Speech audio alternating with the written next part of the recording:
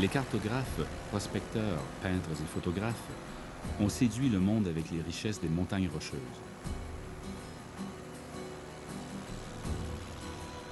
Aujourd'hui, des millions de voyageurs et homesteaders arrivent de tous les coins du monde. Tout le monde adore ça ici. Ce qui pose le dilemme. Est-ce que nous tuerons ces milieux sauvages de notre amour?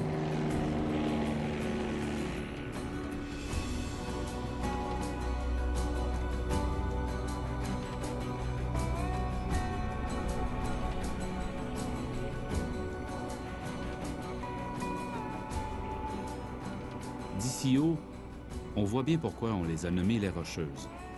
Ce n'est vraiment que de la roche. Les basses terres sont rares et représentent un bien rare dans les montagnes. Les humains et la faune doivent partager une très petite partie du paysage. Les belles photos aériennes de ces grandes montagnes sont trompeuses. Elles donnent l'impression que tout va bien. En fait, les basses terres sont vulnérables et leur avenir est incertain à cause du tourisme industriel et l'exploitation des ressources naturelles.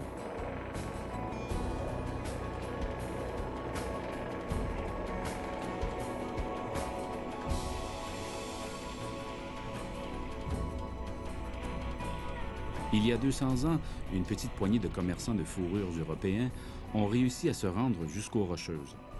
Aujourd'hui, la région de Yellowstone, au Yukon, reçoit plus de 25 millions de visiteurs chaque année. Je continue mon voyage en suivant l'épine dorsale du monde pour voir s'il y a moyen pour nous tous de jouer, travailler et voyager ici sans détruire la raison même pour laquelle nous sommes venus aux montagnes.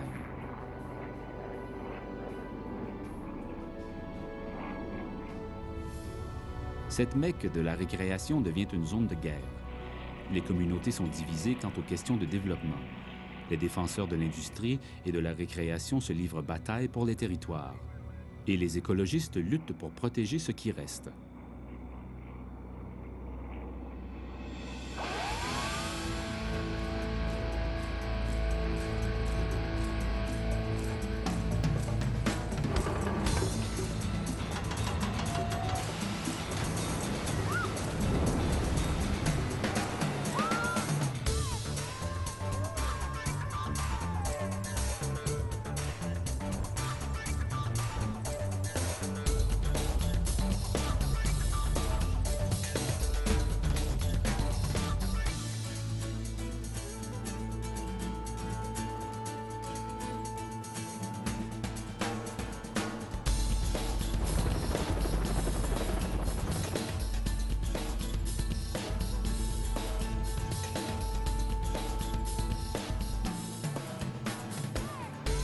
Vers le milieu du 20e siècle, l'industrie et la récréation avaient pénétré dans les vallées les plus isolées et atteint les plus hauts sommets. Il y avait assez de ressources pour tous et c'était la mêlée générale.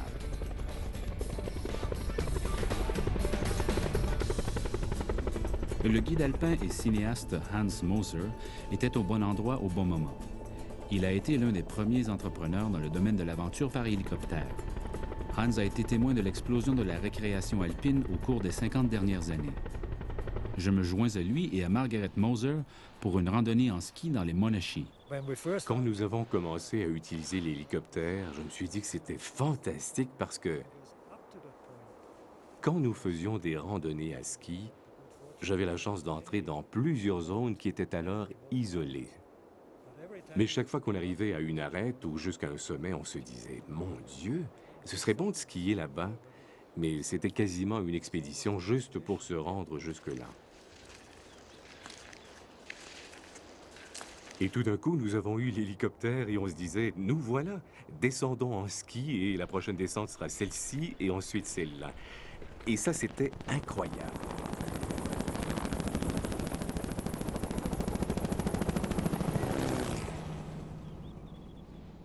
Je me rappelle si bien encore ces jours où nous descendions en ski du North Post en nous levant le matin.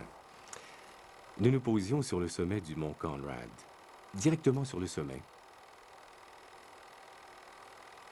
Nous descendions le glacier Conrad en ski jusqu'à Conrad Creek, où on venait nous chercher pour retourner en hélicoptère. On atterrissait au pied des tours Hauser pour descendre le glacier Wawel.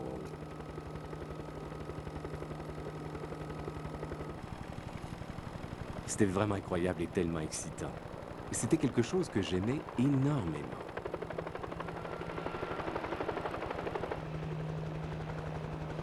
Pour les skieurs du monde entier, les noms comme les Monachees et les Bugaboos se traduisent par paradis terrestre. Les systèmes humides du Pacifique produisent en moyenne 15 mètres de neige ici chaque hiver. Plus de 12 000 skieurs d'autres pays font le pèlerinage chaque hiver.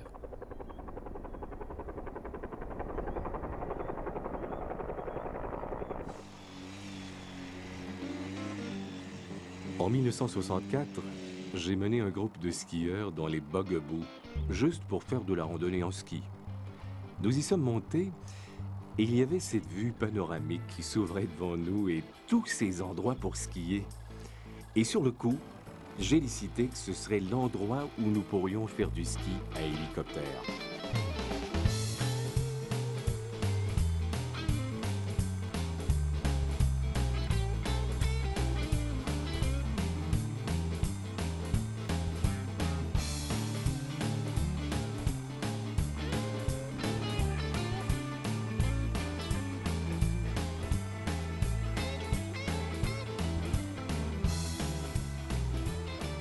Tout d'un coup, le téléphone a commencé à sonner et les demandes arrivaient par courrier pour faire du héliski.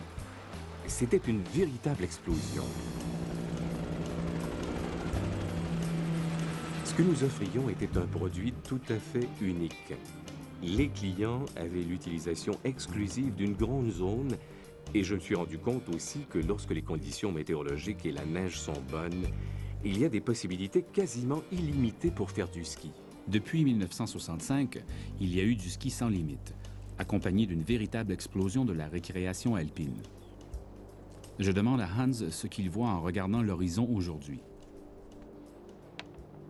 Je pense qu'il y aura beaucoup plus d'exploitants du héliski. Mais en même temps, il y a beaucoup de pression maintenant. Plus de gens qui veulent utiliser ce terrain en hiver, comme les motoneigistes. C'est un groupe d'utilisateurs important. Je suis sûr qu'avec le temps, nous verrons si c'était une bonne chose ou une mauvaise chose à faire ou si, en fin de compte, ça ne changera rien. Et je me sentais comme l'apprenti sorcier.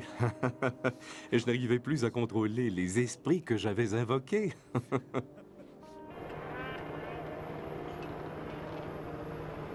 Pendant des décennies, les skieurs jouissaient de l'usage presque exclusif de cette région en hiver. Mais maintenant, les motoneigistes leur font de la concurrence. Ces vallées étaient silencieuses auparavant. Plus maintenant.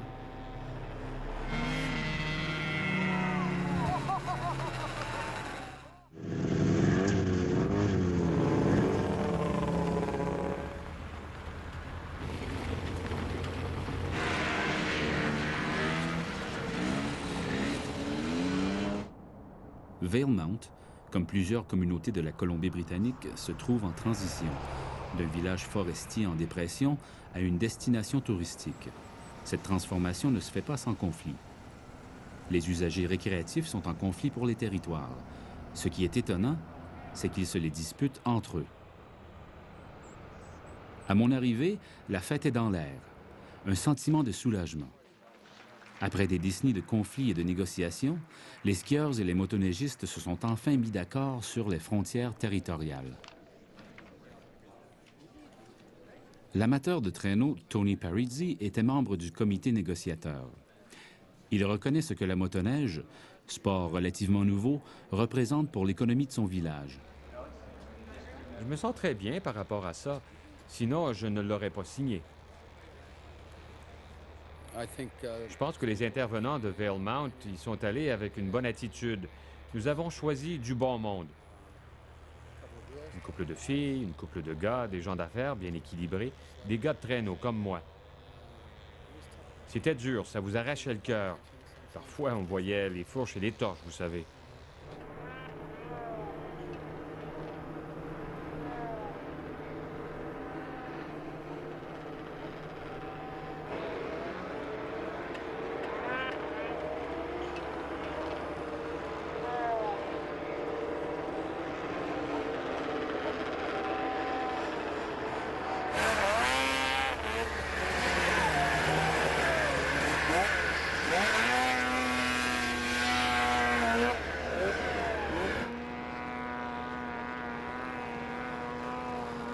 J'ai commencé à faire de la motoneige en 1961.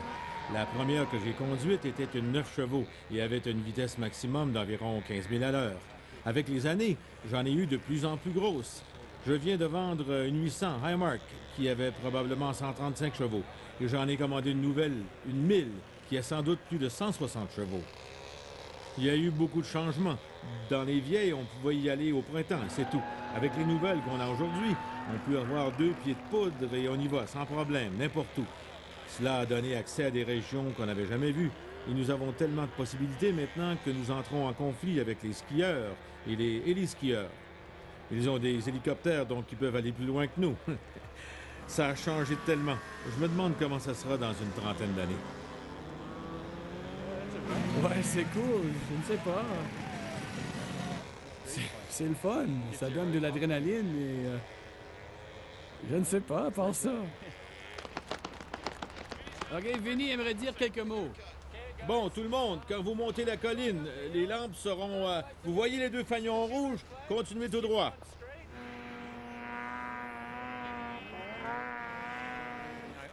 Je dois vous dire honnêtement, je dois admettre qu'aujourd'hui, j'ai vu des hélicoptères passer pour le ski et j'ai vu tous les traîneaux ici et je me demande si j'étais un caribou, qui s'occupe de moi comme caribou? Bien, tout d'abord, dans cette région, il n'y a pas de caribou. Je ne les blâme pas. Je ne suis pas tout à fait certain, mais avant les traîneaux et le héliski, je ne crois pas qu'il y en avait ici. Mais ils n'ont pas peur des traîneaux ni de l'équipement forestier, et ils n'ont certainement pas peur des hélicoptères. Ils s'adaptent. Et ça ne les dérange pas, ils ont utilisé ces pistes de traîneaux. Je pense qu'on leur a appris qu'un moteur, que ce soit une tronçonneuse, une motoneige ou un hélicoptère, ça veut dire de la nourriture gratuite. Il y aura des zones protégées pour le caribou et on les respectera, donc ils auront leur espace. Et nous pensons tous que nous pouvons collaborer et les animaux s'arrangeront bien.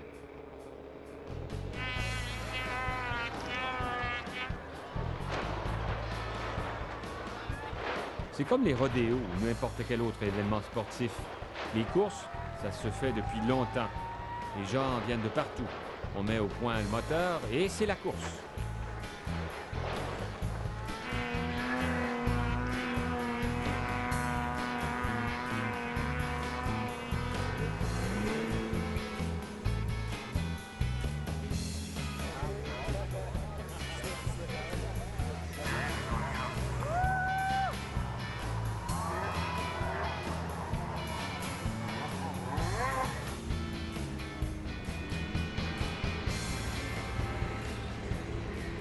À qui est-ce qu'on peut faire mal dans la neige?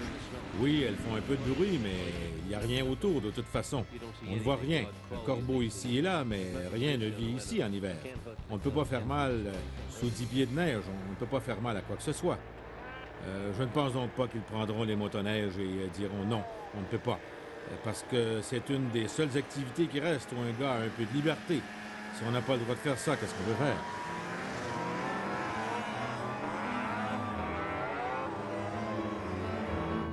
T'es bon. T'es bon. Très bon.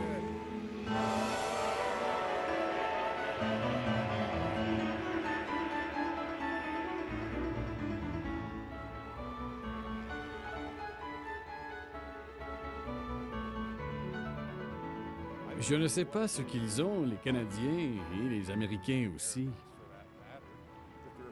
Ils ont peur d'être à plus de 3 pas d'un véhicule motorisé. Ils sont quasiment incapables d'aller où que ce soit sans tourner une clé. Je suis assez vieux, moi, pour avoir vu toute l'évolution de cette récréation mécanisée, et je pense qu'il faut que ça arrête quelque part. David Schindler a la réputation d'être très franc. C'est un spécialiste de la science aquatique de renommée internationale.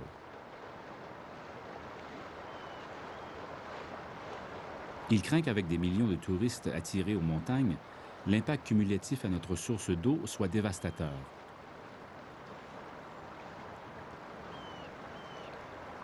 La plupart des Canadiens ne se rendent pas compte du fait que toutes les rivières importantes de l'Ouest ont leur source dans les Rocheuses. La partie supérieure où nous nous trouvons ici, c'est le gros tourisme, le tourisme industriel. Il semble y avoir une augmentation perpétuelle. Ils essaient très fort d'éviter que les eaux de déchets ajoutent à la pollution de la rivière Bow à cause du plus haut niveau de tourisme, mais chaque rivière dans les montagnes subit ce même impact. Si vous regardez les statistiques sur l'eau au Canada, c'est vraiment dégoûtant. Nous utilisons à peu près 3 ou 4 fois la quantité d'eau utilisée par certains pays européens, et c'est parce que nous gaspillons. Nous utilisons l'eau épurée pour nos toilettes et nos pelouses. Ça n'a pas de sens du tout. En plus de ça, on ne fait rien pour protéger nos sources d'eau. Qui est responsable de la gestion de cette eau? Bien, je pense qu'on peut dire que l'eau appartient à toute la société. Et au-delà de la société, à toutes les créatures qui en dépendent. Mais à présent, il y a un grand vide au niveau de la gestion. Il n'y a donc personne qui s'occupe de nos intérêts en ce qui concerne l'eau. Ni le gouvernement fédéral, ni le gouvernement provincial n'en assurent la gestion, le leadership ou la recherche nécessaire pour protéger nos sources d'eau.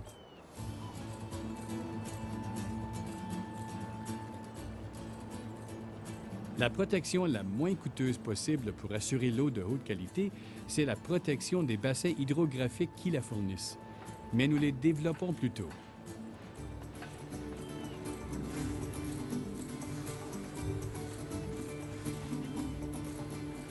Je vois toutes les vallées des petites rivières et des petits ruisseaux se remplir de gens. Je pense qu'il faut que ça arrête.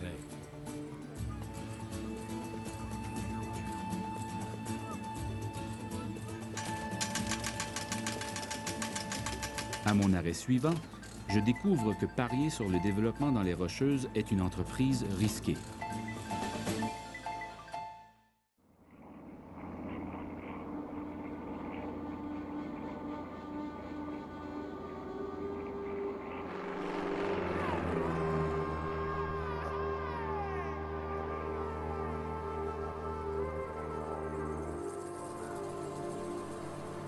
Les montagnes du sud-est de la Colombie-Britannique sont dans le territoire traditionnel des Ktunaxa. La culture des Ktunaxa, ou Kootenays, comme nous les appelons, est la plus vieille des cultures autochtones alpines.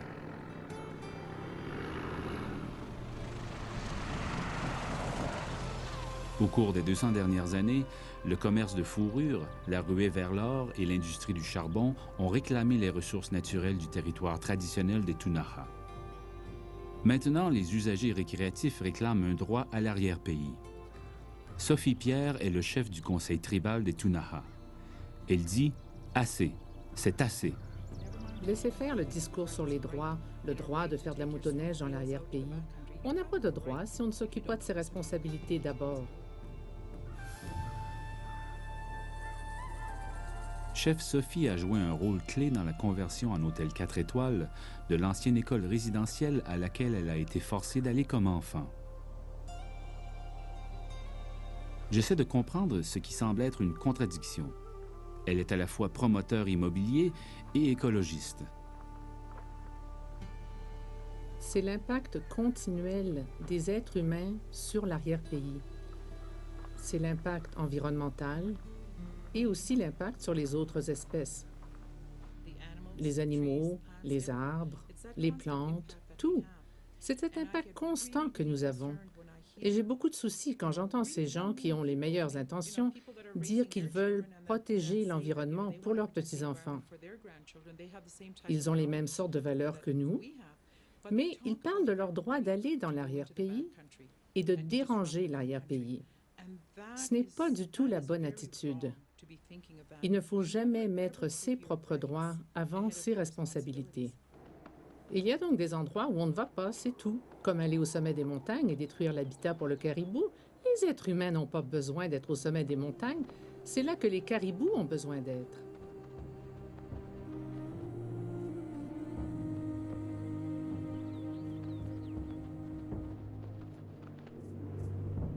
Au cours des millénaires, les Ktunaxa ont dû s'adapter à tous les changements qu'ont connus leurs vallées. Ils ont subi les mêmes pressions qu'on a imposées aux montagnes. Ils ont presque disparu. Ils existent encore, mais il y en a que quelques-uns qui parlent couramment Ktunaxa. Nous avons notre histoire de création sur la façon dont les humains sont arrivés à être ici. Et c'est ici que nous avons été placés. C'est ainsi que nous ressentons un sentiment envers ces montagnes et cette vallée, parce qu'elles représentent qui nous sommes. Notre peuple a dû s'adapter sur cette période. Il y a eu beaucoup de changements, des changements environnementaux. Et maintenant, c'est la même chose. Nous nous adaptons encore.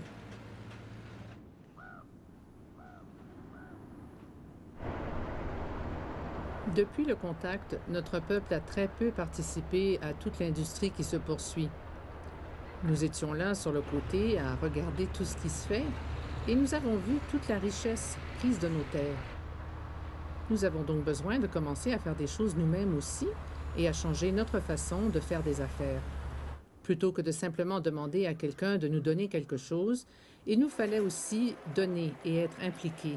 C'est pour ça que nous avons commencé à participer pleinement à l'industrie du tourisme dans notre région.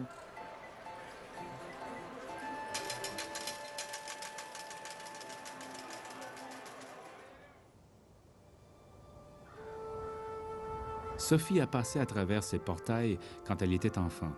Âgée de 6 ans seulement, elle aurait plus tard à faire face à des situations pénibles.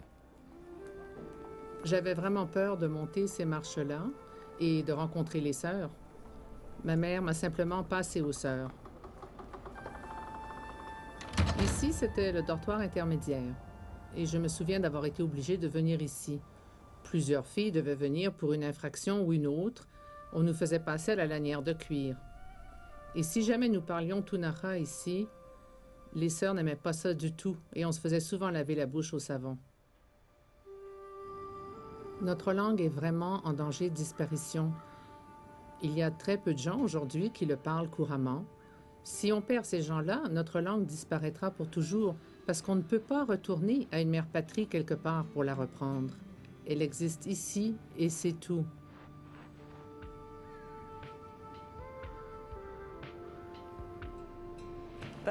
Ce développement que nous avons là, c'est un investissement de 40 millions de dollars et il appartient à chacun d'entre vous qui êtes membre de notre nation.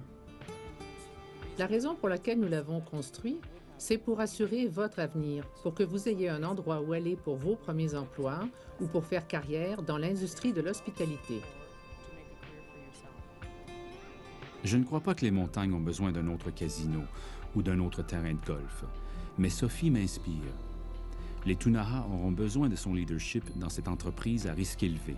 Cette plus vieille culture alpine pourrait disparaître pour toujours.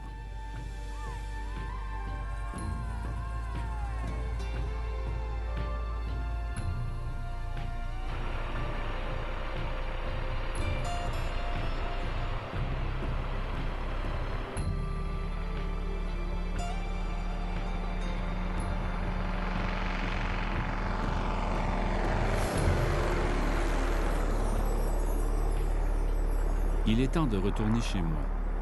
J'ai hâte d'être avec ma famille et de faire la pêche à la mouche sur la rivière Bow.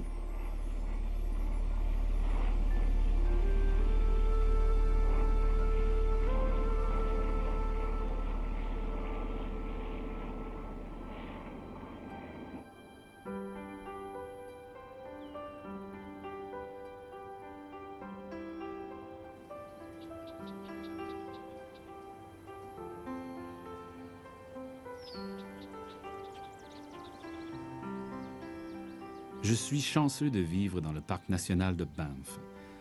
Je crois que c'est l'un des plus beaux endroits au monde. L'inconvénient? Des millions de personnes l'adorent aussi. J'ai peur que, si on ne fait pas attention, on pourrait le tuer par notre amour même. Mais nous avons appris une leçon des premiers explorateurs qui ont failli crever de faim ici. Les aventuriers modernes se préparent. Ils apportent de la nourriture, un abri, l'air climatisé, la télé par satellite, la navigation GPS et un VLT au cas où. Est-il donc étonnant que nous perdons contact avec la nature? La mission de Kevin Van Teegen est de nous reconnecter à la nature. C'est un auteur, défenseur de la nature et pêcheur à la mouche. Il a connu les résultats du développement incontrôlé. J'étais allé faire ma promenade du soir dans les terrasses du côté nord de la vallée et j'ai trouvé toute une série de piquets d'arpenteurs. J'ai pensé que c'était bizarre. Après avoir caché les piquets dans le sous-bois, je suis allé demander de quoi il s'agissait et j'ai appris qu'ils développaient un nouveau lotissement. Bien aujourd'hui, vous voyez les lotissements, des quartiers complets, des rues et des maisons et de beaux endroits pour vivre, mais ce n'est pas mon souvenir de ces jours-là.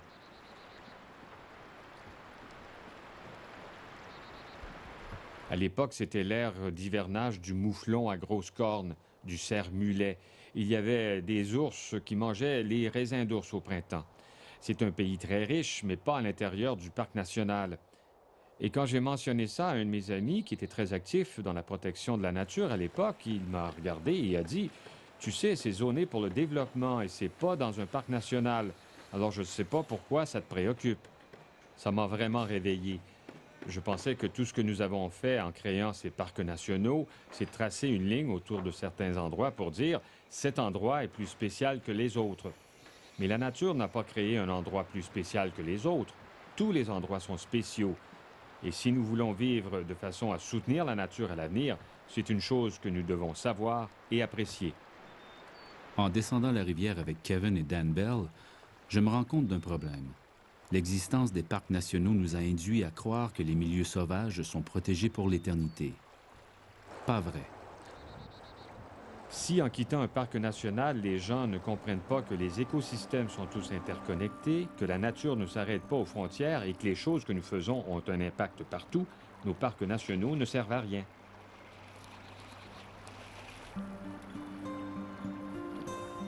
La vérité, c'est que si, avec tout ce qu'on a, notre richesse, notre liberté, notre système, on ne peut pas assurer que la nature soit durable, quel espoir peut-il y avoir pour le reste du monde? Si on ne peut pas le faire comme il le faut, personne ne peut le faire. Et jusqu'à maintenant, on n'a pas vraiment réussi. Parce qu'un monde qui ne peut soutenir la nature va finir par perdre ses parcs nationaux. Et les indices de cela s'approchent à grands pas.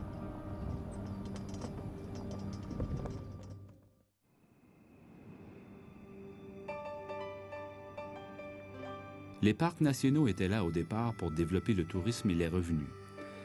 Les grandes compagnies de chemin de fer ont proposé leur création pour sauvegarder et augmenter la valeur de leurs hôtels de tourisme.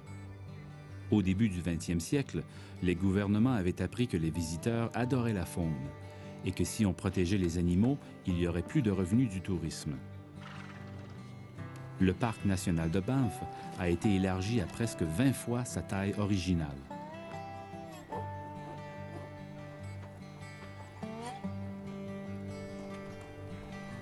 On a engagé des alpinistes expérimentés comme gardes-chasse et gardes forestiers afin de protéger les ressources des parcs. On a construit une série de chalets dans l'arrière-pays et on a mis sur pied un système de patrouille qui est encore en usage aujourd'hui. C'est la saison de chasse. Scott Ward et Ross Hetherington font une patrouille des frontières du parc, une tradition de longue date chez les gardes.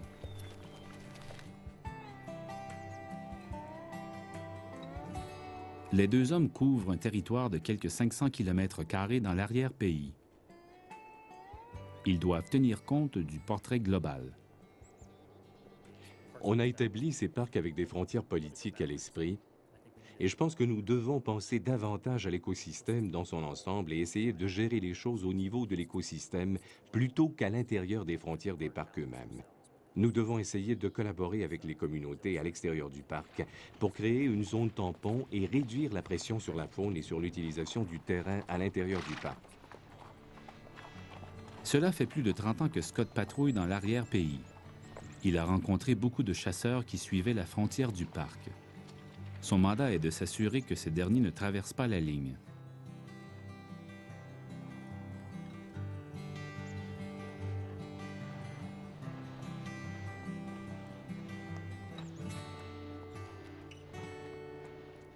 D'où arrivez-vous aujourd'hui? Nous arrivons de la Clearwater. Ah oui, en montant de Condor Creek et par là. Oh oui, c'est ça. Et vous avez vu des mouflons? J'ai commencé à chasser à l'âge de 14 ans. Ça fait donc 44 ans maintenant que je fais la chasse ici. C'est un mode de vie. On vient ici à l'automne et puis on y passe un mois, quoi. C'est bon que ce soit protégé et que le nombre de gens soit contrôlé. Avec tellement de monde maintenant.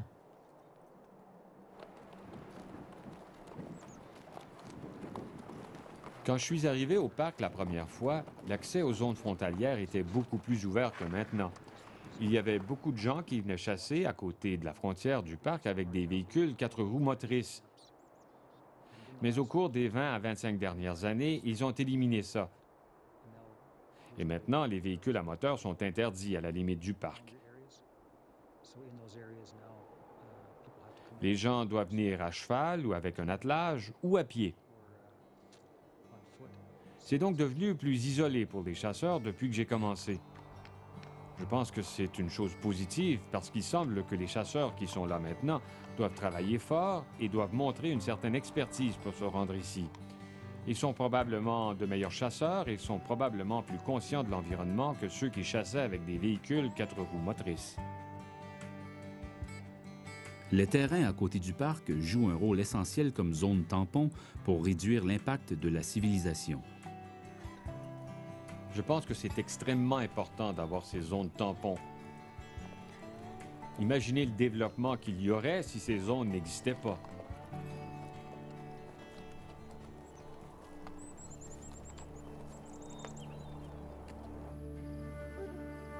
À un niveau inférieur des versants est des Rocheuses, il y a de riches prairies qui fournissent un habitat crucial à la faune alpine. Ces prairies soutiennent aussi des troupeaux de bovins.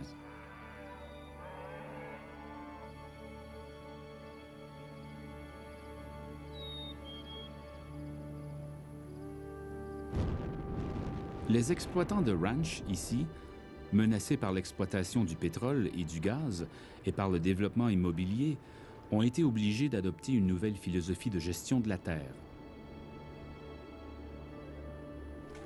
Francis et Bonnie Gardner sont des membres fondateurs de la Southern Alberta Land Trust, une société consacrée à la préservation du patrimoine naturel et culturel.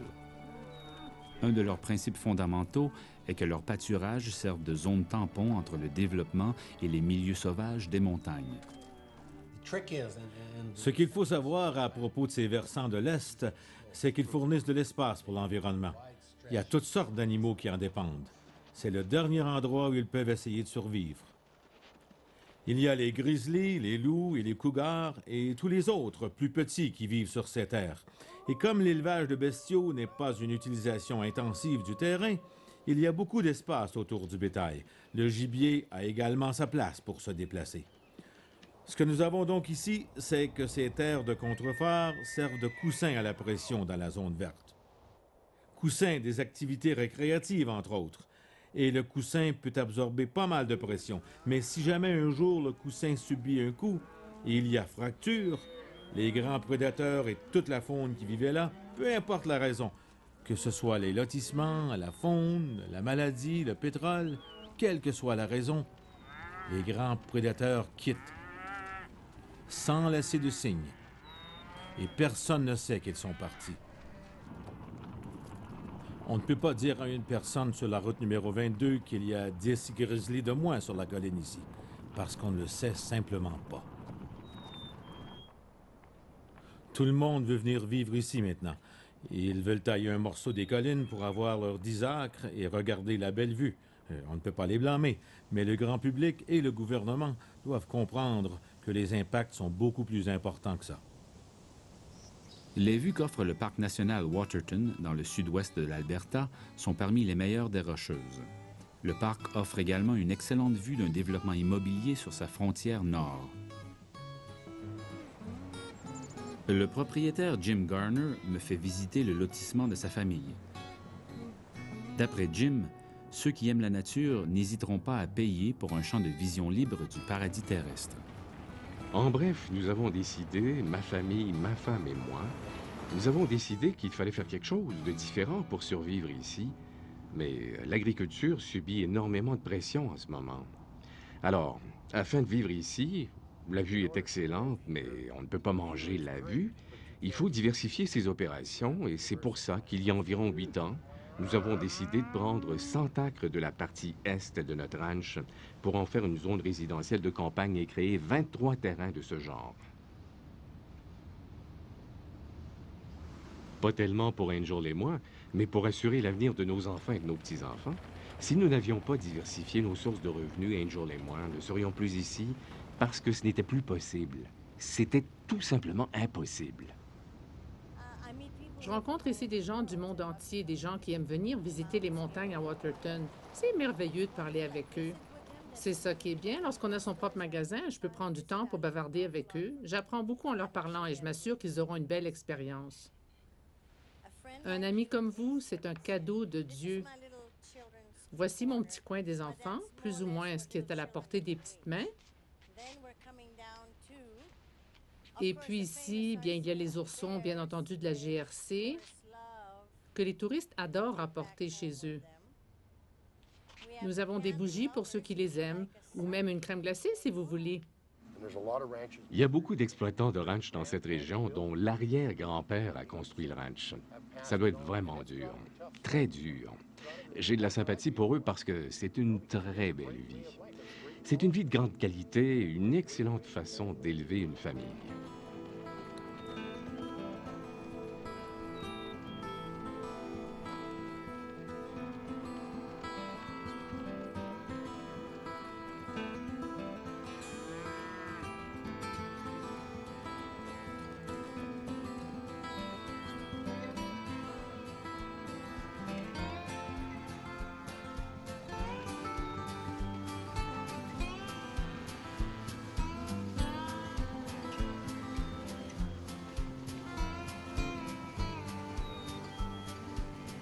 Tout ça n'est pas ici juste pour être exploité, utilisé puis rejeté, taillé en dés, comme ils l'ont fait à la forêt boréale qui a été taillée en une centaine de petits carrés.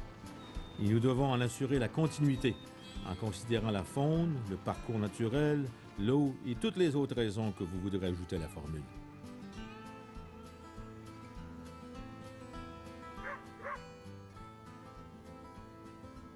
L'idée de s'occuper d'un terrain, de le protéger par son intendance ou sa tenure, cette idée pourrait disparaître en l'espace d'une génération, à n'importe quel moment. Dès qu'une génération grandit sans cette idée ou cette compréhension, c'est fini. Ils le vendront à profit et s'en iront, tout contents, vivre jusqu'à la fin de leur jour, ailleurs. Nous consacrons tellement de temps à essayer de défendre notre paysage et il arrive souvent qu'on n'a même pas le temps de s'occuper du ranch parce que c'est tellement important et il y a un héritage si fort dans cette vallée. Nous pensons que si on a une période de temps très limitée et qu'on ne prend pas une position forte, au moins pour sensibiliser le monde à l'importance de ce qui se passe, c'est peut-être le seul moment où ce sera possible. Je pense que c'est une lutte qui vaut la peine, mais on doit y consacrer beaucoup de temps et passer bien du temps à l'extérieur. Si jamais on permet la destruction d'une région comme celle-ci, on ne pourra jamais la récupérer. L'asphalte, c'est permanent. On m'a déjà accusé de détruire de la propriété appartenant au ranch et de poser des obstacles devant leur expansion. Eh bien, ce n'est pas le cas. Je vends le terrain très cher, mais on ne parle que de 100 acres.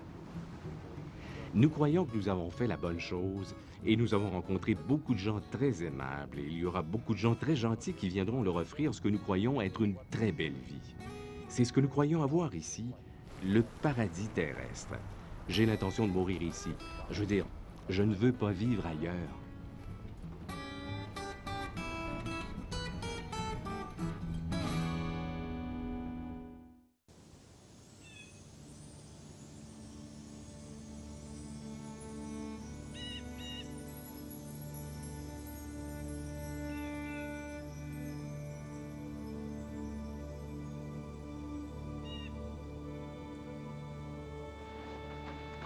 John Russell, biologiste et exploitant de ranch de la région, nous mène à travers des terrains récemment achetés par la Société canadienne pour la conservation de la nature. Ce groupe a dépensé 37 millions de dollars pour acquérir des terrains de ranch contigus au parc national Waterton. Il y a 5 ans, Larry Simpson a appris qu'on proposait un nouveau projet de lotissement à la frontière du parc national. Larry est directeur de la Société pour la conservation. Nous n'avions point d'argent à l'époque. Nous en avions suffisamment pour un dépôt et nous avons parlé avec le propriétaire du terrain qui proposait un lotissement. Et nous avons pris une option d'achat au cas où il n'obtiendrait pas l'approbation de créer les lotissements dans un certain délai. Nous nous sommes dit, si on perd ce paysage, il sera changé pour de bon. Soyons donc courageux et faisons un plan. C'est pour ça que nous nous sommes impliqués à Waterton et même ici. Il me paraît que le moment était vraiment propice et que nous étions chanceux de ce côté-là. En regardant l'évolution rapide de cet endroit, on voyait qu'après 10 ou 15 ans, les changements auraient été irréversibles. C'était donc urgent, c'est sûr. Cindy Smith, garde de parc au parc Waterton, est contente d'avoir comme voisine la Société pour la conservation de la nature.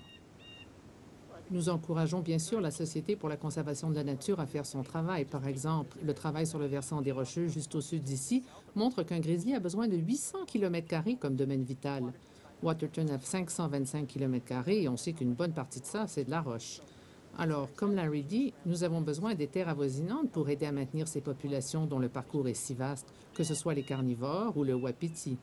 Tout ce qu'ils peuvent faire alors, que ce soit la Société pour la conservation de la nature ou la Southern Alberta Land Trust ou les exploitants des ranchs eux-mêmes pour maintenir cet habitat, c'est absolument crucial pour nos populations.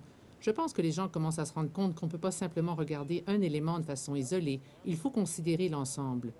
Si ces terrains avoisinants ne font pas partie d'un écosystème durable, on est cuit. La Société pour la conservation de la nature est propriétaire de tout ce qu'on voit ici, à partir du nord, en passant par l'est, jusqu'au Bird's Eye Ranch dans le sud.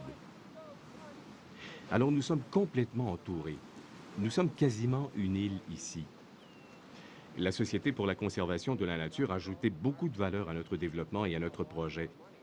Et ce n'est pas quelque chose que nous avons planifié parce qu'on n'a pas de contrôle ou de règlement en ce qui concerne la préservation de la nature.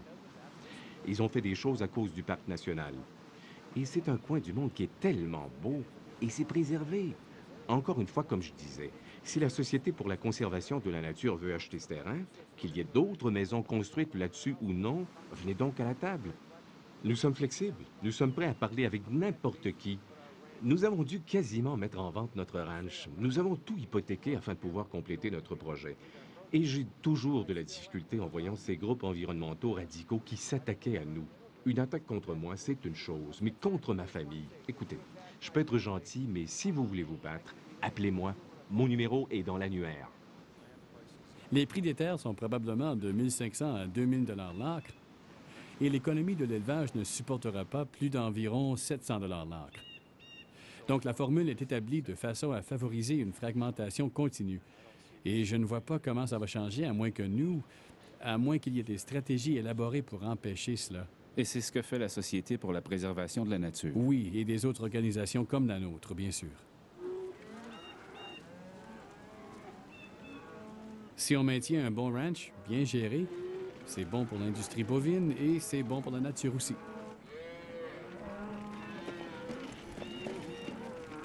Nous avons le service 200 ampères-heure. Carless est ici, le gaz naturel et l'eau sont ici. Nous sommes là, on a fini, nous sommes prêts à aller de l'avant et les gens peuvent maintenant venir profiter de la même qualité de vie que notre famille. Le paradis terrestre. Le paradis terrestre. Quel beau nom. Ma femme et moi, nous avons trouvé ce nom. Ce n'est pas le seul bel endroit au monde, mais c'est chez nous et nous allons offrir à d'autres la possibilité de se considérer chez eux ici aussi.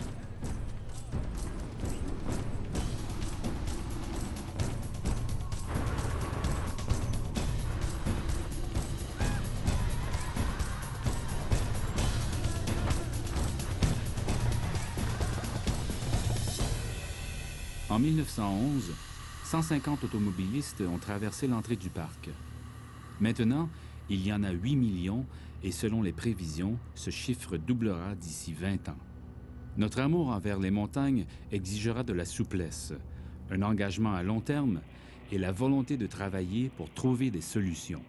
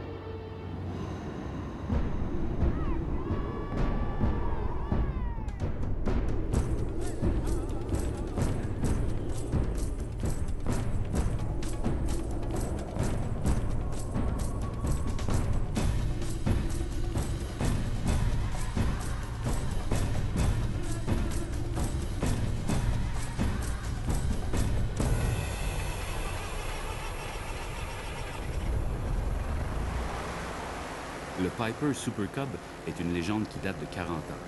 Grâce à sa faible vitesse de décrochage, il excelle au décollage et à l'atterrissage court. C'est un excellent avion pour explorer les montagnes.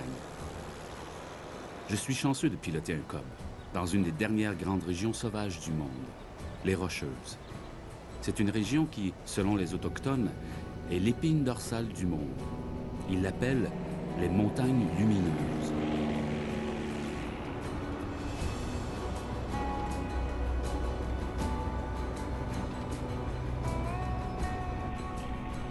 Piloter dans les montagnes est dangereux. Les conditions changent rapidement et il y a peu d'endroits où on peut atterrir. Je me dois de bien connaître les limites de l'avion ainsi que mes propres limites et d'anticiper les changements constamment. Je dois me laisser des options derrière moi pour rentrer sans problème. Quand je regarde l'horizon aujourd'hui, je vois que ce sont les montagnes qui sont à risque. Nous poussons les limites de l'impact que cette région sauvage peut subir.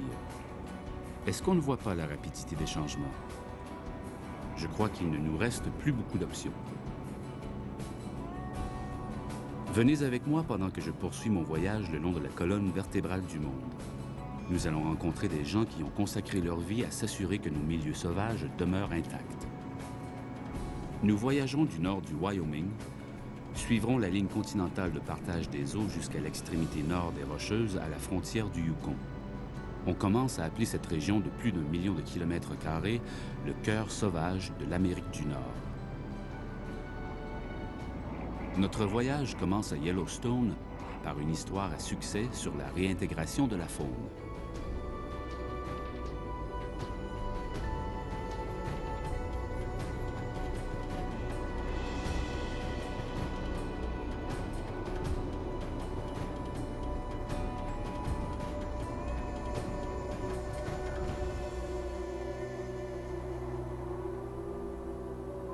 En hélicoptère, j'ai fait beaucoup de vols par télémétrie, suivant des animaux portant un émetteur radio.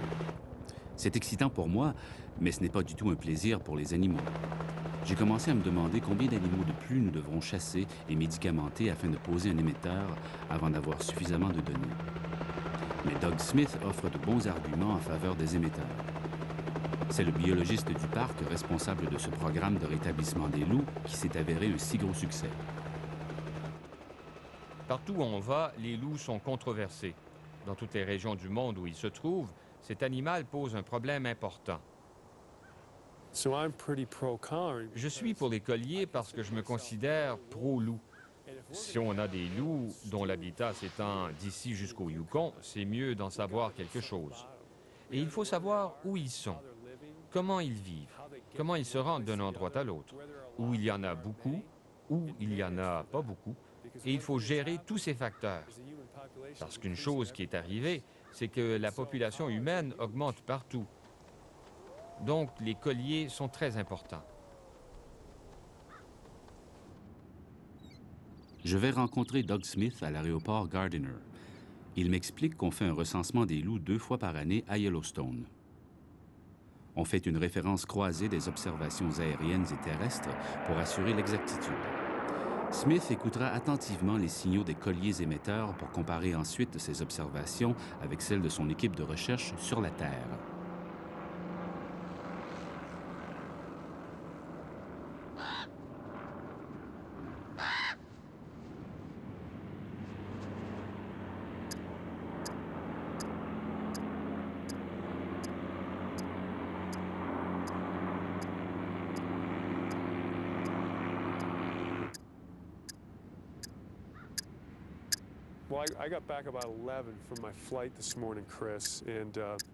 Je suis revenu d'un vol ce matin et j'ai vu que des loups avaient tué un animal.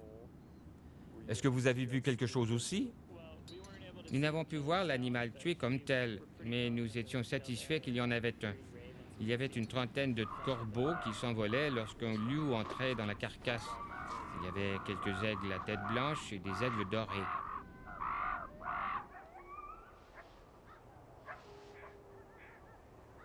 Je pense que nous assistons à la réaction de l'écosystème au loup, et à cet égard, l'avenir est prometteur.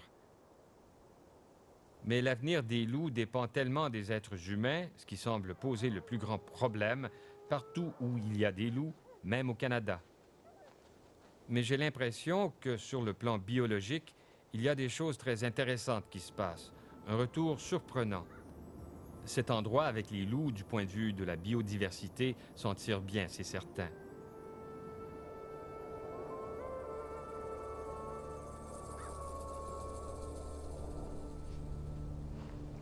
Vous savez que l'Américain moyen aujourd'hui n'a pas beaucoup de contact avec la nature à l'état sauvage.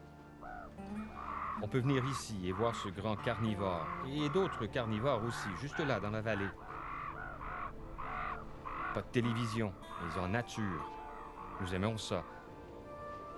Oui, cela exerce de la pression sur les loups, mais pour les sauver, il faut sensibiliser le monde, créer des rapports.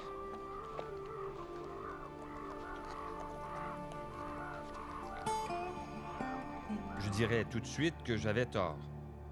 Parce que quand on les a réintégrés, je ne pensais pas qu'on les verrait beaucoup. Mais on les voit tous les jours. Je pense que les loups portent le flambeau en quelque sorte pour Y2Y, parce que de tous les grands carnivores, ils voyagent le mieux.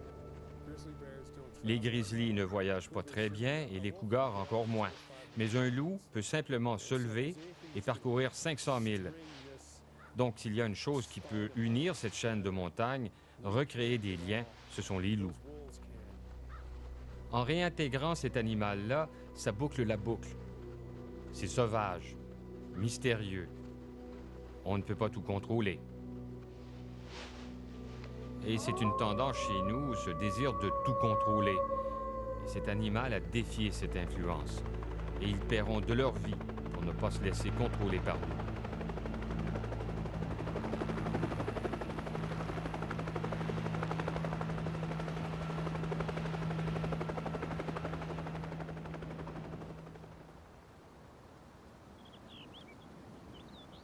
Avant de me diriger vers le Canada, j'arrête dans le nord du Montana pour rendre visite à Doug Chadwick. Peu de gens ont autant de passion pour la protection des grands carnivores des montagnes que Doug.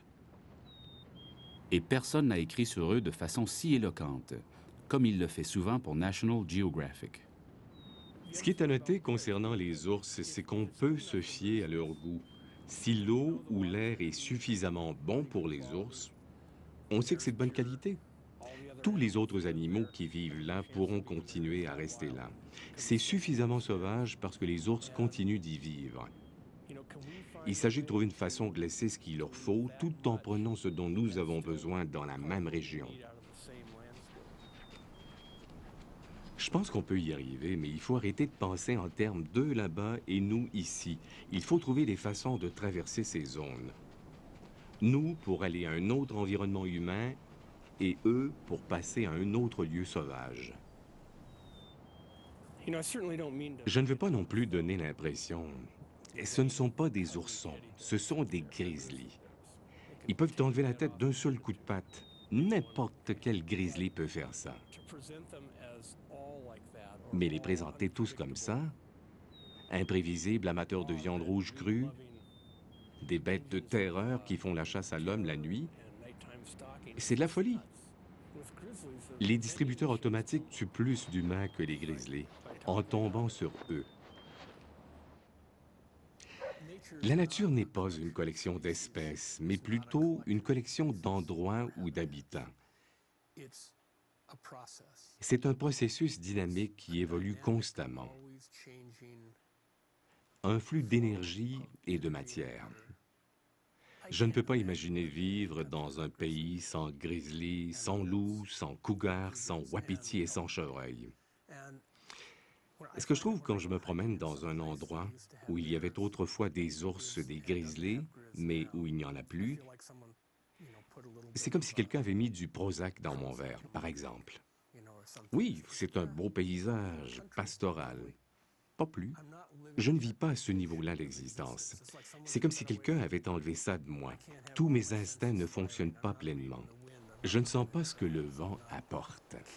Je ne regarde pas les pistes, je ne suis pas branché. Je suis moins vivant que lorsque je suis dans une zone de grizzly. C'est toute une ressource. Nous sommes tous ici en compétition pour l'espace, pour cette qualité de vie. Les grands espaces qui nous plaisent. Comment est-ce qu'on peut faire ça? Montrez-moi la formule, le processus historique à étudier comme modèle. Comment est-ce qu'on y arrive? Personne ne le sait. Et notre expérience, c'est toujours plus loin, plus vite, plus gros, meilleur. Continuons d'avancer. Il y a toujours quelque chose plus loin.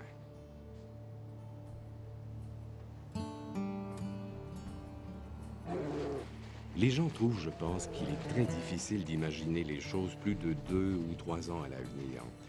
Et lorsqu'on parle de préserver la nature, nous devons considérer comment ce sera dans 100 ans ou 1000 ans.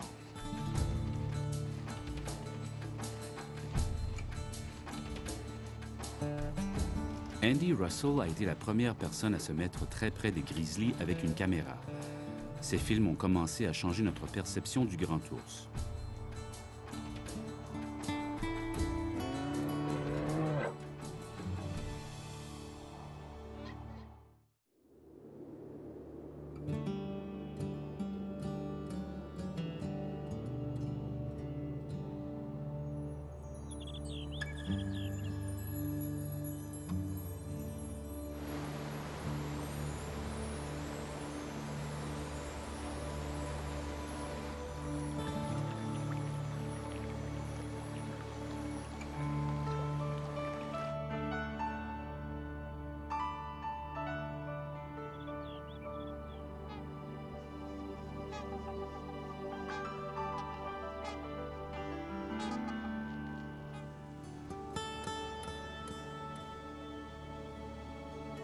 Andy Russell était peut-être le premier homme des montagnes à avoir une perspective éclairée sur les grands prédateurs.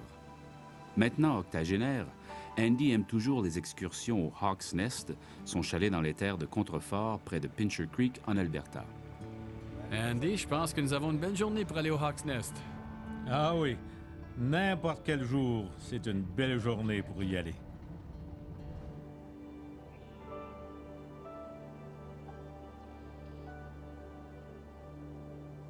Le jour où j'ai rejoint Andy, il était avec son ami Harvey Locke, un collègue écologiste. J'étais le pire guide de l'Amérique du Nord pour les grizzlies. J'avais cet honneur parce que je ne chassais vraiment pas l'ours. Je les voyais. C'était arrangé de façon à ce que personne ne puisse tirer sur eux. Je m'organisais pour qu'ils se déplacent avant qu'on ne puisse tirer.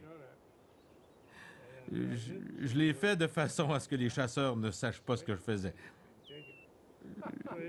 J'étais méchant. Je n'aimais pas tuer les grizzlies. Andy Russell est un personnage très important dans le domaine de la préservation dans les montagnes rocheuses parce qu'il représente une transition qui a eu lieu il y a environ 40 ans entre l'idée que les prédateurs étaient mauvais plutôt que d'être une partie importante de l'écosystème. Les grizzlies, notamment, étaient considérés une chose négative dans les montagnes. Et Andy a joué un rôle fondamental dans ce virage quand il a réalisé son film Grizzly Country ainsi que le livre du même titre.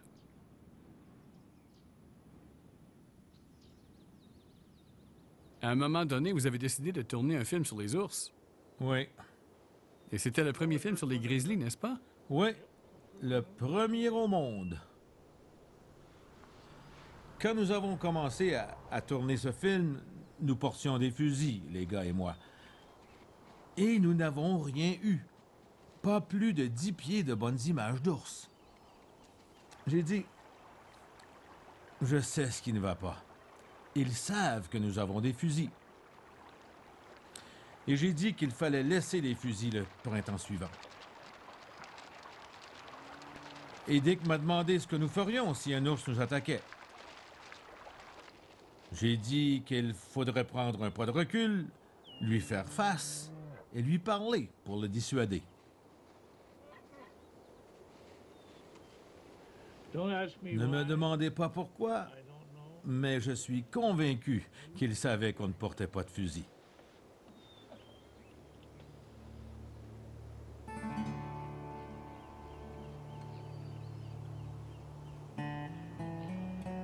Je Je me souviens d'avoir approché des ours dans l'arrière, d'avoir été très près de ces animaux avec la caméra.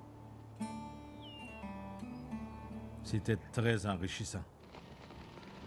Je me souviens de caribous en silhouette contre le ciel.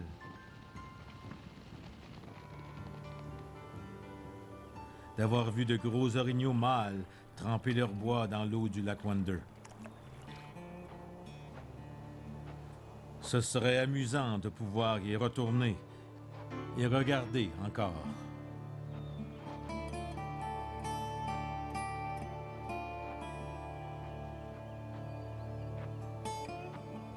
Un des visionnaires du projet Yellowstone au Yukon, une initiative de conservation transfrontalière, Harvey Locke est un de ses défenseurs les plus passionnés. Je me sens incroyablement chanceux d'être d'une famille qui a des racines très profondes dans ces montagnes. Ça me donne tellement d'énergie quand je fréquente ces endroits que je voudrais remettre à d'autres plus tard que je donnerais 1000 fois ce que j'ai pour les protéger. Ce que nous essayons d'accomplir dans le projet Yellowstone à Yukon, une initiative de conservation transfrontalière, c'est l'idée que nous avons ces zones sécuritaires pour la faune, ces blocs centraux. Notre vision, c'est un paysage avec ces grandes zones à proximité, comme des pas japonais si vous voulez, des zones de base sécuritaires avec la faune capable de passer d'une à l'autre. Pas un parc national géant, mais plutôt une série de blocs centraux pour éviter qu'ils deviennent des petits îlots d'extinction. L'idée, c'est de gérer tout ce paysage de façon à répondre aux besoins des humains, et en un sens, il ne s'agit pas vraiment d'exclure les humains, mais d'inclure la nature.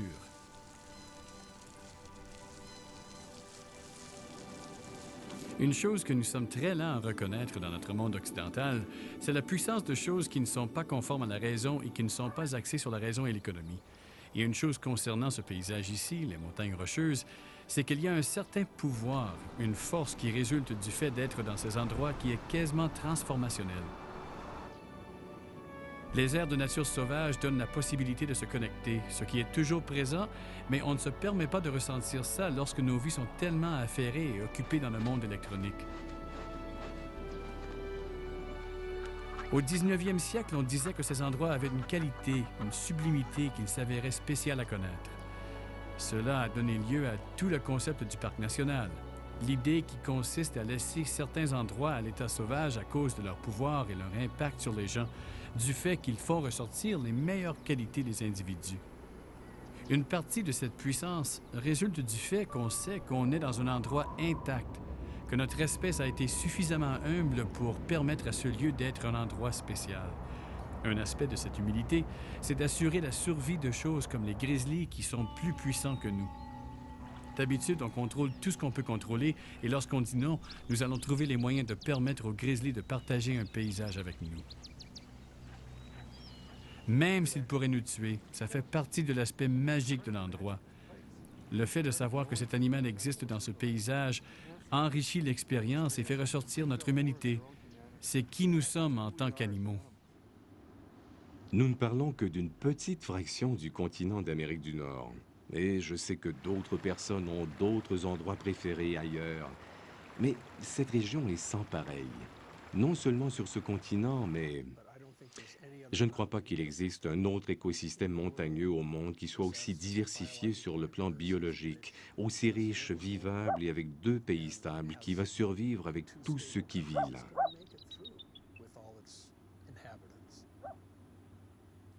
Ne disons pas qu'il faut des compromis à chaque étape. Allons de l'avant pour dire non. Ici, nous allons préserver quelques très grandes zones sauvages. Et nous allons dire non, vous ne pouvez pas développer cette région.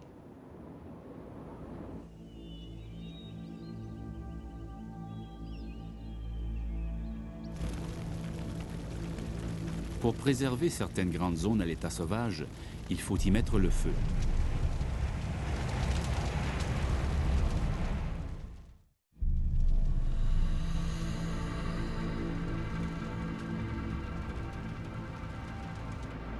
L'histoire du feu dans les montagnes rocheuses est très simple et commence par la glace. À mesure que les glaciers reculaient, la végétation a poussé, les humains sont entrés et le feu a joué son rôle. Nous sommes la seule espèce capable de manipuler le feu. Nous le faisons depuis au moins 1 demi-million d'années. Les Autochtones utilisaient le feu comme outil de chasse pendant des milliers d'années. En éliminant cette pratique des Autochtones et en supprimant activement les feux sauvages, nous avons dérangé un cycle de feu dont dépendent les grizzlies, les loups, les wapitis et beaucoup d'autres créatures.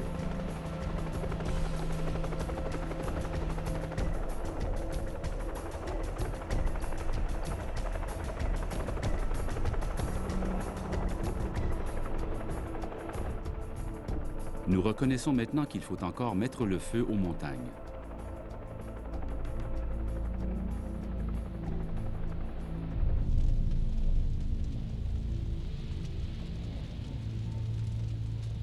Je rencontre Lisa Jones et Gord Stenhouse, biologistes et experts sur les grizzlies près de Hinton en Alberta pour entendre parler d'un projet novateur d'une forêt modèle.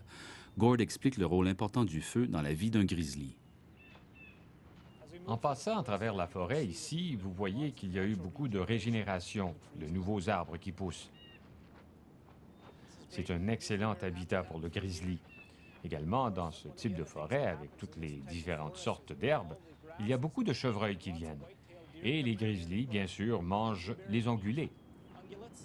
La vie d'un ours au printemps, c'est la nourriture et le sexe. Et les ours cherchent de la nourriture dans ce genre d'environnement. Normalement, les grizzlies, surtout les femelles, sont considérées adultes vers l'âge de 5 ans.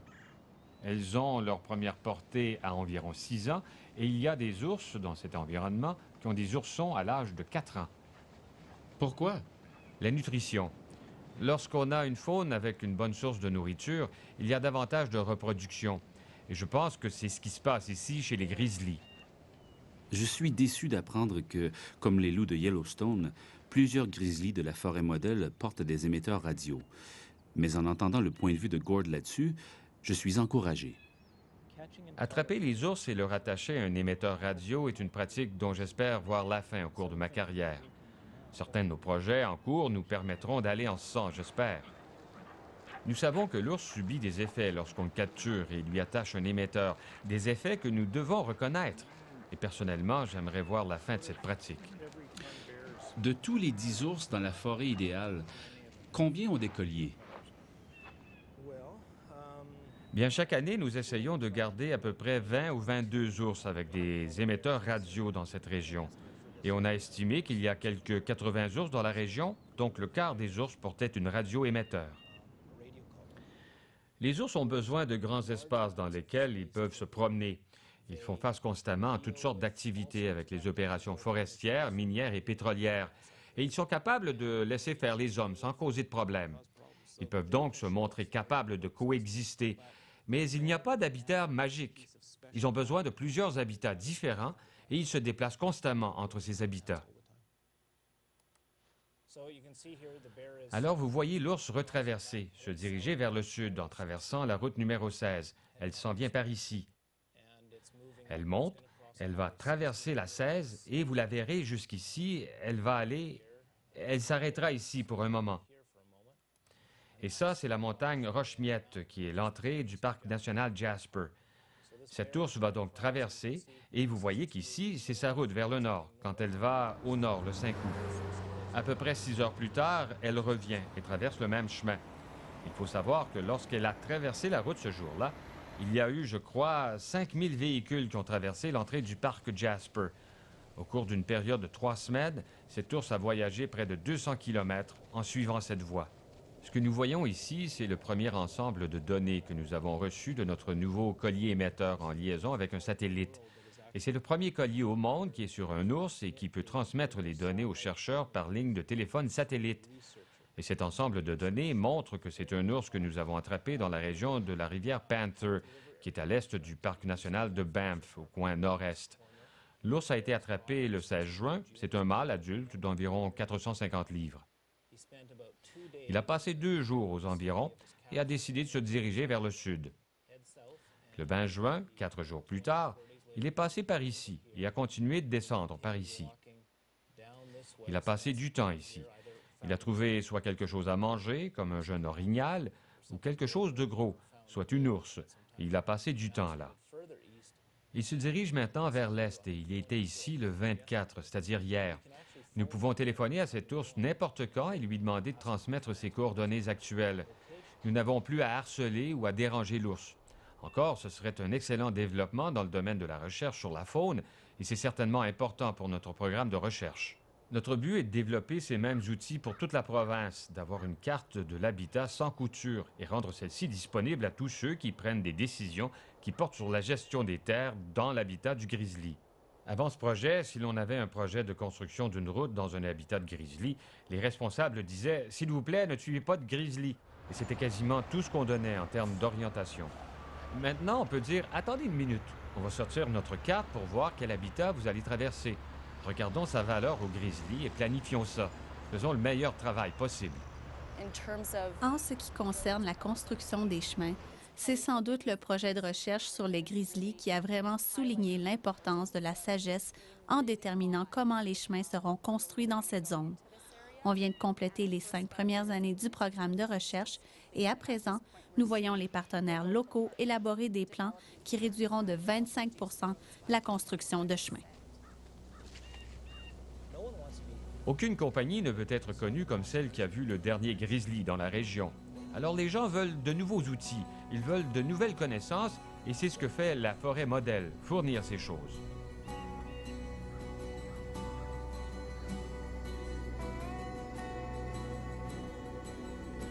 Il faut encore beaucoup de compromis et d'idées novatrices pour protéger les grandes aires sauvages. S'il existe un endroit où c'est possible, c'est dans le nord des Rocheuses. En avion, nous pénétrons loin dans la région sauvage de Musqueam-Ketchikan, dans le nord de la Colombie-Britannique, et nous entendons une histoire très originale sur la conservation.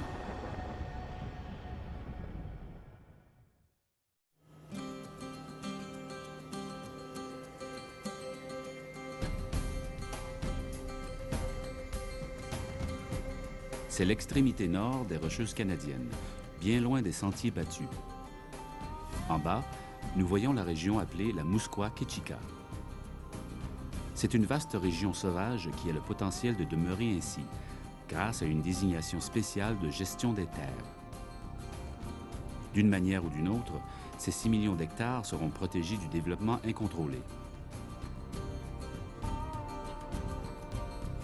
Le pilote Bob Batchelor et moi cherchons Wayne Sawchuk. Wayne est une des personnes clés dans la protection de l'aire sauvage de Musqueam-Ketchikan.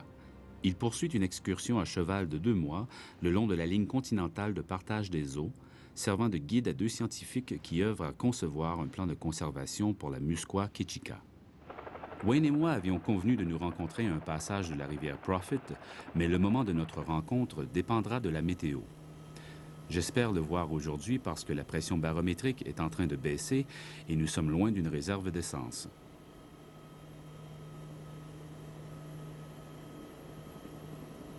Bob les voit le premier, dans les arbres. Le nombre de chevaux de charge qu'il mène nous donne une perspective intéressante sur toute la région.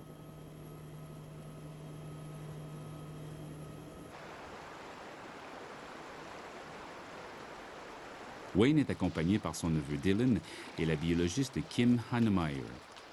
Pour Kim, c'est la première fois qu'elle pénètre si loin dans la Musqueam-Ketchikan. Kim a fait son travail de doctorat à Yellowstone et devrait donc avoir une perspective intéressante sur l'initiative Y2Y en son ensemble.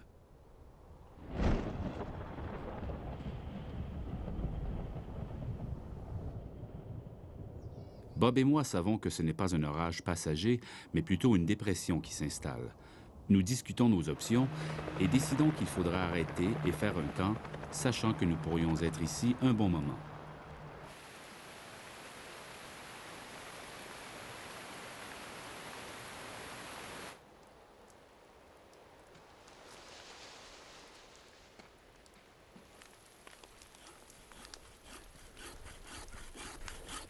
Wayne a passé toute sa vie dans la nature, comme bûcheron, trappeur et guide pourvoyeur.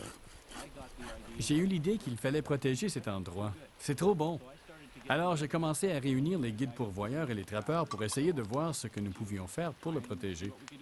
Nous assurer du moins de gérer le pétrole et le gaz et essayer d'obtenir des parcs pour commencer. Alors, vous avez grandi dans une famille de bûcherons et vous êtes passé de bûcheron à protecteur de l'environnement. Qu'est-ce que votre famille en pense? Bien, pour la plupart, ils voient la logique. Je veux dire, évidemment, je n'y fais pas du dos de la cuillère et ça fait longtemps que je le fais. On ne gagne pas beaucoup d'argent dans la préservation de la nature. De ce point de vue, le monde de mon village ne comprend probablement pas ce que je fais, mais ils aiment la terre, la plupart d'entre eux. De ce point de vue, donc, plusieurs d'entre eux comprennent. Je pense qu'ils apprécient le travail que je fais. Donc, ça vaut la peine pour moi.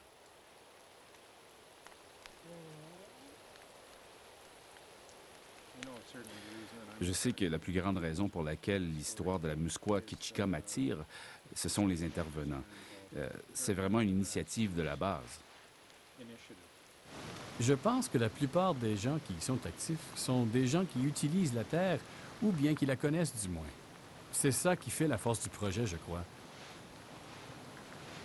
Les gens du Sud n'ont pas d'idée de ce qu'il y a ici. Mais les gens qui vivent dans le Nord, ils le vivent. Ce sont eux qui seront le vrai cœur de la région pour la protéger à l'avenir. Ça ne veut pas dire que personne dans le Sud l'apprécie, bien sûr. Bien des gens l'apprécient. Mais ce sont les gens qui le vivent vraiment qui seront les défenseurs les plus forts à l'avenir. Ce qui est important, c'est de gérer les activités humaines. C'est tout ce que nous pouvons faire. Nous ne pouvons pas gérer les aires sauvages, mais nous pouvons gérer les impacts des humains sur les zones sauvages et nous devons consacrer un grand effort pour faire cela.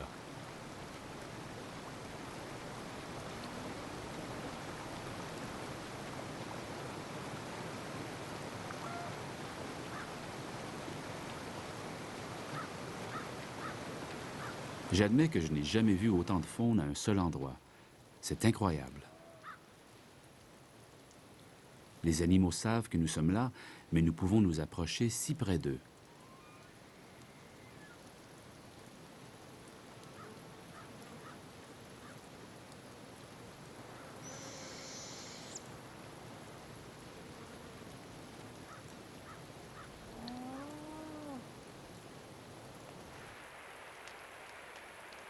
Je suis arrivé dans ce pays en 1984. Nous avons fait une excursion à pied de 85 jours le long de la rivière Prophet et jusqu'à la Musqueam. Nous avons passé environ 3 ou 4 jours ici, aux sources hydrothermales. C'était incroyable. C'était incroyable à l'époque et c'est toujours un endroit incroyable. C'est la beauté de la Musqueam Ketchikan. Nous avons cette feuille vierge maintenant. Nous n'avons pas eu d'impact sur ces paysages et nous ne les avons pas utilisés de façon intensive.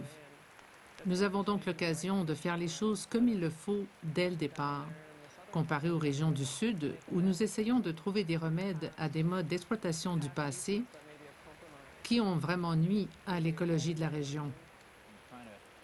Nous essayons d'éviter tous ces problèmes qu'il y a eu aux États-Unis et le faire de la bonne manière la première fois, comme le dit Kim, plutôt que de nous trouver dans ces situations horribles où il y a des espèces qui ont disparu et le territoire est tellement magané qu'il est impossible de le rétablir, ou presque. Nous espérons le faire comme il le faut la première fois ici. Et c'est ça le but. Je suis certain qu'il n'y a rien qui plaît autant aux yeux et au nez qu'une belle matinée claire après un orage. Après 3 jours de pluie, nous avons tous hâte de continuer.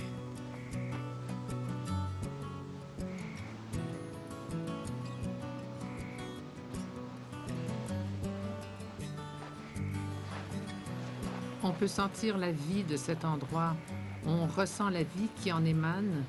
Et vous savez, c'est encore très intact et complet. Et on sait que tout est ici. C'est tout simplement un endroit bien spécial.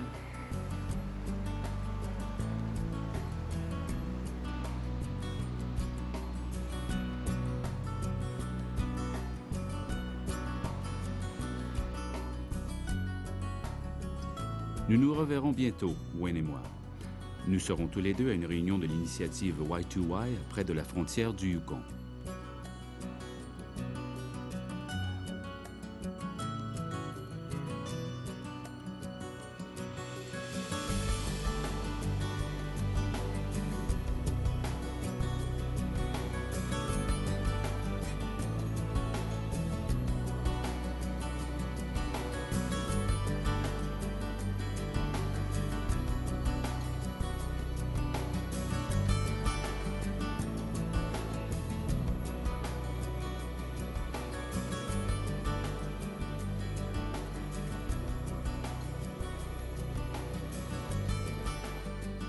En regardant la partie nordique des Rocheuses, je me rends compte que, pour mon grand-père, les Rocheuses du Sud ressemblaient à celles-ci. Je pense à tous les changements depuis son époque. Y a-t-il lieu de croire qu'il n'y aura pas autant de changements avant l'époque de nos petits-enfants et à celle de leurs petits-enfants? Je me demande ce qui arrivera à ce pays.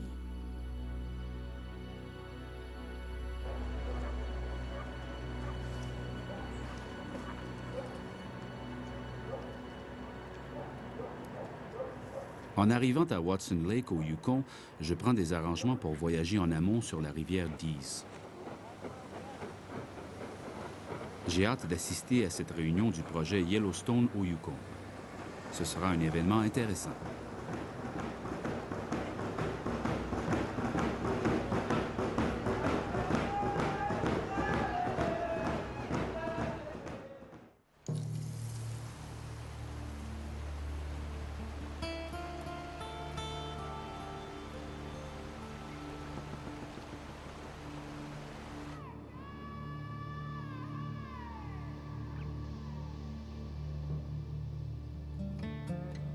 Ceci est le territoire traditionnel de la nation Cascadénée.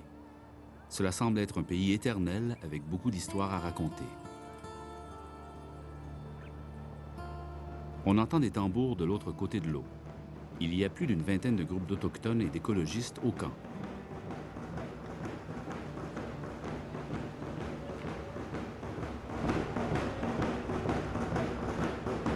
C'est le président du conseil tribal Cascadénée, Dave Porter, qui m'a invité ici.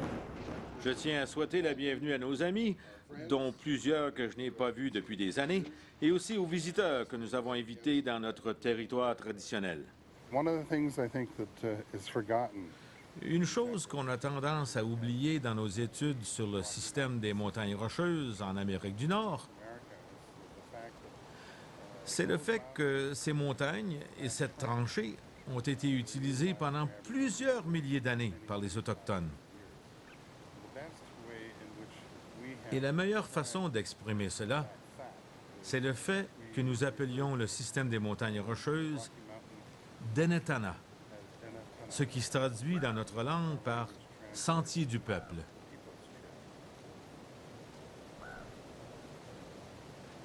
Cette initiative ici, à la rivière Blue, est donc une initiative qui, j'espère, servira de base aux efforts futurs de développer à nouveau ces relations-là chez les habitants autochtones du système des montagnes rocheuses.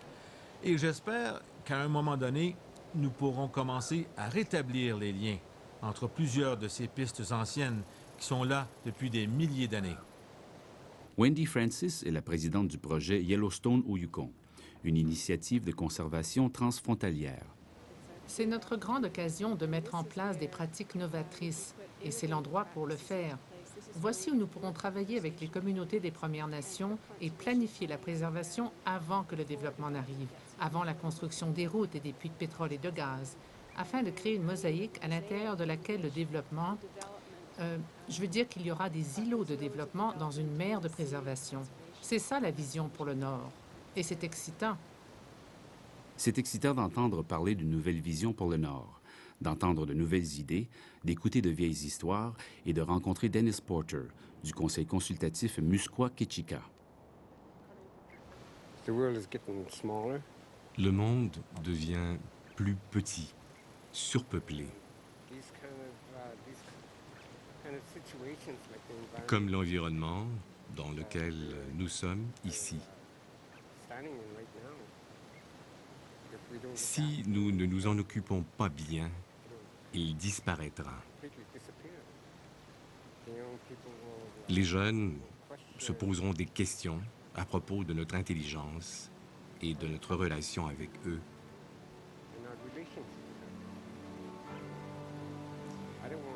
Je ne veux pas voir les jeunes vivre ce que les gens connaissent dans le monde extérieur.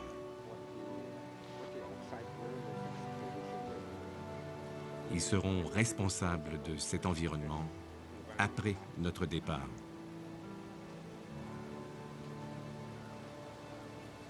Il est bon de voir beaucoup de jeunes dans le camp. 2 leaders de l'Alliance de la jeunesse d'aînés, Jennifer Duncan et Wesley Hardesty m'impressionnent. Nous sommes ici à cette réunion de l'initiative YAY pour rencontrer les autres peuples autochtones et non autochtones qui œuvrent sur les questions de la préservation. Et vraiment pour voir ce qui se passe au niveau local ainsi qu'au niveau mondial. Il y a un vrai mouvement dans les communautés autochtones à travers l'Amérique du Nord.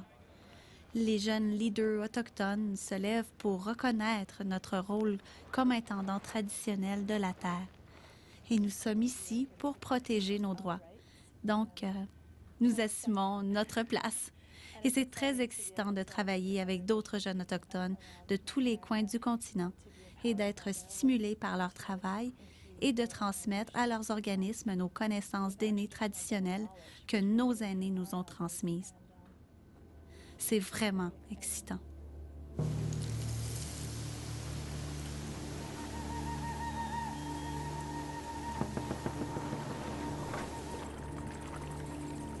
C'est la saison de la chasse. Peter Stone m'invite à me joindre à lui et ses 2 petits-enfants dans une excursion en rivière jusqu'au camp de chasse de leur famille.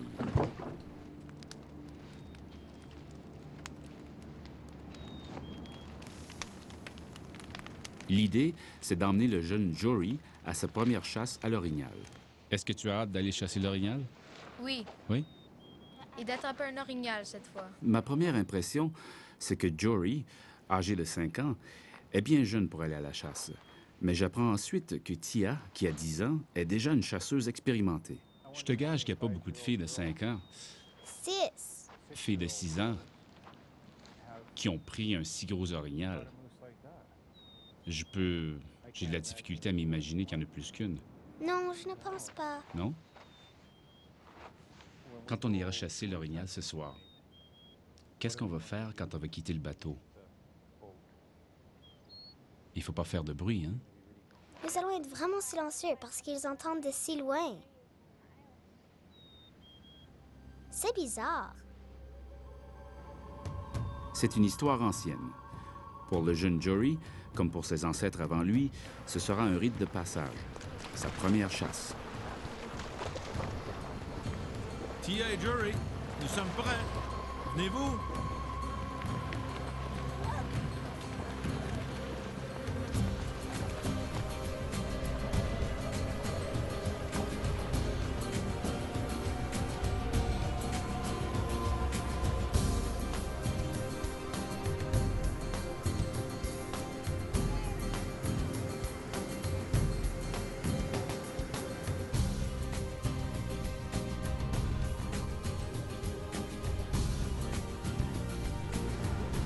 Je demande à Peter si c'est une tradition Casca d'emmener les enfants à la chasse à un si jeune âge. Oui, c'est comme ça qu'ils apprennent généralement. On les emmène quand ils sont jeunes, surtout lorsque ça les intéresse et lorsqu'on leur apprend des choses, n'importe quoi. Ils apprennent vite, ils n'oublient jamais.